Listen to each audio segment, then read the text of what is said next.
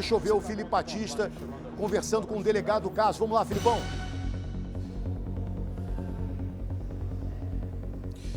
Pois é, Tino, a gente volta a falar aqui da Delegacia de Homicídios da Baixada Fluminense sobre o caso do Alisson, né? A gente falou muito aqui, mostramos todo o desenrolar dessa história ontem, né? No começo como um sumiço, a família desesperada, a própria mãe dando entrevista pra gente, desesperada, e aí no desenrolar da tarde a gente descobriu todo o caso então, e depois o padrasto preso em flagrante, né? A gente mostrou a saída dele agora há pouco aqui da delegacia, ele vai passar por um exame de corpo de delito, há uns procedimentos padrões aí em casos como esse, enquanto a delegacia continua e fecha esse caso, fecha essa investigação, né?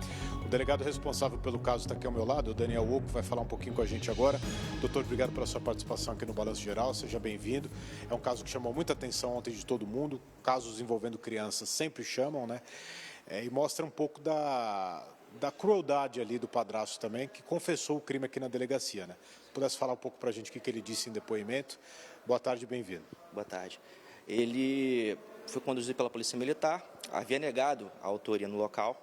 Antes ele foi capturado por criminosos da localidade, foi agredido, porém continuou mantendo a versão de que era inocente. Mas em sede policial, durante o interrogatório policial, ele confessou para mim e para os meus policiais que de fato ele foi quem deu cabo da vida da criança, né? Ele relatou que ficou com a criança, o Alisson, a vítima de 3 anos, e o seu filho com a Vitória, de 1 ano, o Pietro, durante todo o dia. A mãe saiu pela manhã para trabalhar e ele ficou em casa com a criança, até que, por volta das 2 da tarde, ele foi repreender Alisson. Alisson teria mordido um dos dedos do autor e ele, então, espancou a criança com socos e tapas na região do tórax, vendo, então, a seguir que a criança já estava rebaixando. Ele ainda tentou reanimar a criança, viu que a criança, é o que ele afirma, né? Deu banho na criança, deu água, e a criança, então, não retornou. E ele, então, saiu para fumar um cigarro, deixou a criança dentro do quarto, e quando retornou, a criança já estava inconsciente. Foi quando, então, ele decidiu fazer a ocultação do cadáver, né? Ele, então, enrolou a criança num cobertor e levou até o alto do morro, numa região conhecida como Morro da Galinha, área de mata, e deixou a criança ali. Posteriormente, ele, em vez de voltar para casa, onde estavam sozinha a criança de 1 ano, o Pietro, ele foi, na verdade, trabalhar num lava-jato, onde ficou por cerca de 2 horas, retornando à residência só por volta das 5 horas da tarde. Então, ele decidiu fazer um alarde para criar um álibi de que uma história para poder se eximir da responsabilidade, afirmando que havia saído e que quando retornou o Alisson, haveria deixado o Alisson sozinho. Quando retornou o Alisson, então, havia desaparecido e a casa estava toda revirada. E, então, ele acionou um vizinho, começaram a procura da criança pela região, mas sem êxito. E a esposa, a companheira dele, a Vitória, a mãe da vítima, chegou em seguida e perguntou o paradeiro de Alisson, e ele contou a mesma história, que havia saído e quando retornou, Alisson havia desaparecido, né? Em algum momento a gente mostrou imagens dele, inclusive no protesto, né? Ele ficou lá com cartaz, pedindo ajuda da reportagem.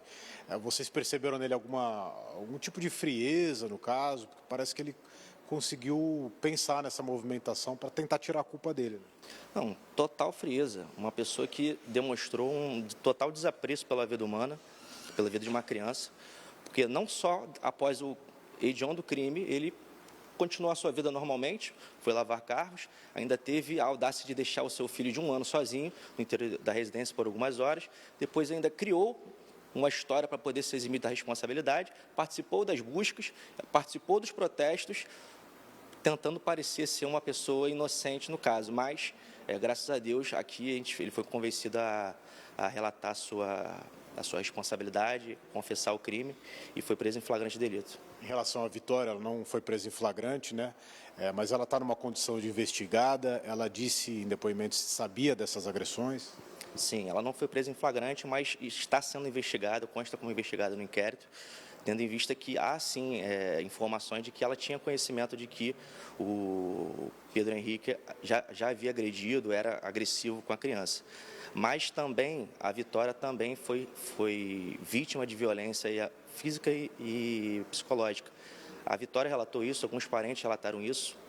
Então, na verdade, no seio familiar existia toda uma relação de violência, tanto contra a mulher quanto contra crianças.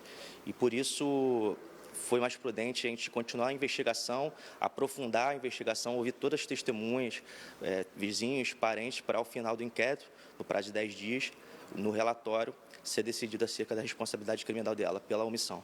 Eu ia perguntar o que acontece agora, mas você já falou, são 10 dias aí de investigação para encerrar o inquérito. Isso, o prazo instaurado mediante auto de prisão em flagrante, 10 dias para finalizar o inquérito mediante o relatório final.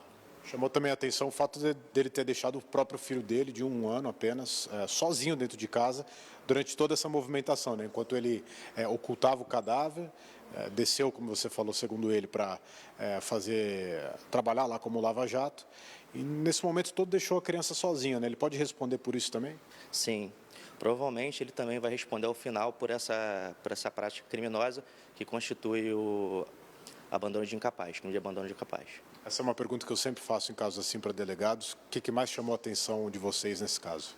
Olha, além da crueldade com a criança, a frieza do autor. O autor, em momento nenhum, demonstrou, eu colhi pessoalmente a declaração dele, da confissão, e em momento nenhum ele demonstrou arrependimento, qualquer tipo de sentimento. Na verdade, ele só estava pensando em si próprio.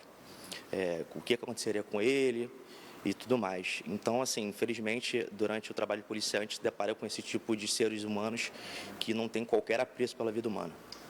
Obrigado pela sua participação, parabéns pelo trabalho. Agora, então, né, como ele estava falando, essa investigação, então, durante os próximos 10 dias aí para se encerrar essa investigação e aí, então, ter a Vitória ali como denunciada ou não, né? E aí o caso vai seguindo, né? O mais triste, como ele falou, é a questão toda também da casa ali, né? Tinha uma casa com um lar muito violento para todo mundo ali, né? Tanto para a mãe quanto para o filho. E que aí a gente sabe que em casos assim os relacionamentos vão, né? Vai sendo difícil também a pessoa sair, mas a mãe, de certa forma, ali tinha a responsabilidade, né? Como toda mãe tem, de cuidar, né? Do cuidado com o filho. E nisso, claramente, ela falhou, né? É isso, então, a gente não vai abandonar esse caso, a gente vai continuar esse caso e acompanhar a investigação também agora, nesses próximos dias, né, Tino?